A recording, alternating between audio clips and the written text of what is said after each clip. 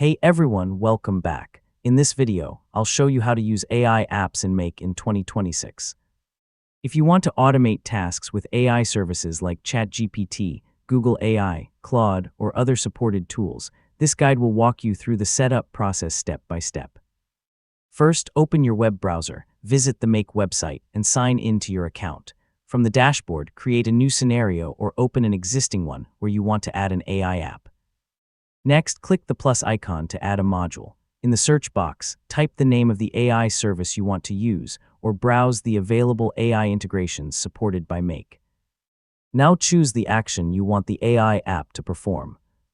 For example, you can generate text, summarize content, classify information, analyze data, or create responses based on the capabilities of the selected AI service.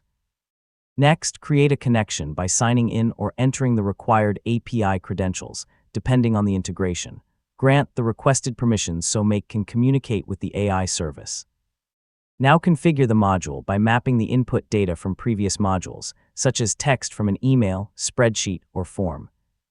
Then select where the AI-generated output should be sent in the next step of your automation.